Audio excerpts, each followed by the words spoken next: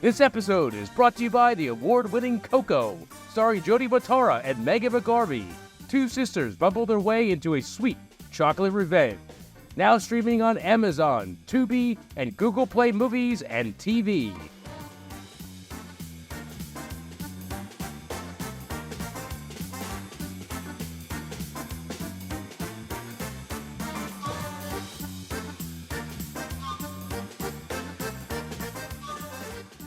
Ladies and gentlemen, welcome back to another episode of the Live Your Dreams podcast, a show that explores the incredible journeys of individuals who have fearlessly pursued their dreams and transformed not only their own lives, but the lives of others around them. I'm your host, Joe Gawalis, alongside my fantastic co-host, Chris Victor. And today we have a truly, truly inspiring guest with us, a world-renowned expert in health and wellness, an entrepreneur, motivational speaker, and New York Times best-selling author, Dr. Kellyann, welcome to the show. You are fantastic and a motivation to all of us. Woohoo! I'm so excited to be here. I love the vibe of the show already, and you have some fly background there, my friends. I feel like I'm on a movie set. Well, we always like to have nice things around us, and we always surround ourselves with our entertainment logos and our posters. We're very proud of all the fine people we work with. We have a great team around us, like I'm sure you do yourself. It's all about the people you work with. I mean, your backdrop is beautiful. Your backdrop is beautiful, Hey, Kelly.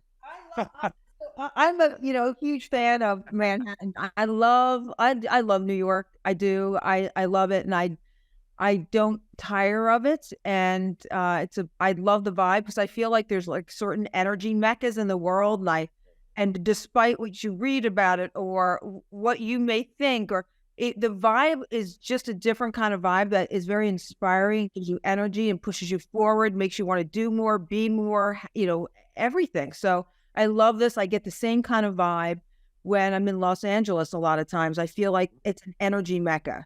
And there's certain places I go that I feel this. I got the same vibe. I was just in Paris, and I got the same vibe in Paris. It's like a city of creating. It's like you're literally creating stuff with a paintbrush, and your mind, you manifesting stuff. And I feel that here. I feel like there's a lot of that going on here. I feel like it's going on in Los Angeles. I feel like it's going on in Paris, and there's other places I can mention, but there's certain places I feel that vibe, and I definitely feel it here.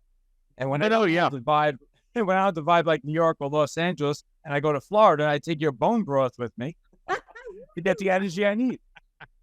It's funny because there's a place I go in Florida, and they have this, it's very small, it's non-commercialized, and they have this little tiny boutique in there, like a little grocery store. That's something that you would see, like it's so off the beaten path and like a little tiny country store. I love it.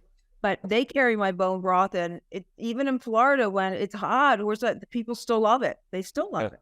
It's great. No, that's fantastic news. And, you're absolutely right, because a lot of people have to realize to be an entrepreneur or a creative, you need to be in an area of the right energy a lot. You want to surround yourself with the type of people, the type of vibe of the city you're in. All this stuff makes a huge difference. Some people think it doesn't, and they're usually closed off, and they're kind of closed-minded. I agree with you 100%. Your location, where you are, the people you surround yourself with, does 100% impact results in the end. You know why? Because it's like, I feel like wherever you are and wherever you spend a lot of time, it's almost like it's your manifestation vessel, right? Yeah. So this is what I wanted to create. I knew that I wanted to create something extraordinary. And I came from a small town in Pennsylvania. I went to school in the city, and I lived in London for quite some time. So I'm very I like to walk everywhere. I'm just very city driven. But the thing about a city, though, as much as you love it, you always have to have an escape hatch. And so I still keep, place that I come from a small town in Pennsylvania. But I knew, as much as I love going back there, and I just love to put my hair up in a ponytail, wear Uggs, a muumuu, and makeup.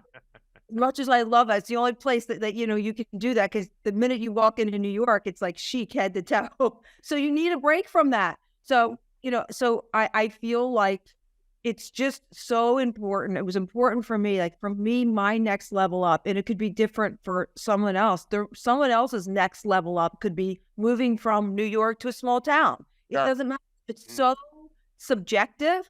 But for me, I felt like my next level up was, okay, I got to permanentize myself in the city, in Manhattan, or somewhere, or be more bi-coastal where you're going, to LA and New York and swinging back and forth, and just really getting into that energy of creating. And so that's why I'm here full time, and I love it. And I've been here a long time, and I got the beat. No, you're absolutely right. And I love that you use the comparison of some people's place maybe leaving that major city. I think that's what everybody needs to do. The first step of any journey is knowing who are you? Who are you as a person? What do you want in your life? And what are you trying to accomplish? Because so many people are kind of just flying blind, and it seems like they never get anywhere. Because again, like you said, it's not all about just big cities. A small town may be the final destination and a place they want to end up, but it's knowing yourself first. And my father has this saying, and so my father is one of, everyone has their hero. And for me, my hero is my father, because he's a barber, and that was what he did. He never was able to go to school and do a lot of the things that we kind of attach to success. But my father, as a barber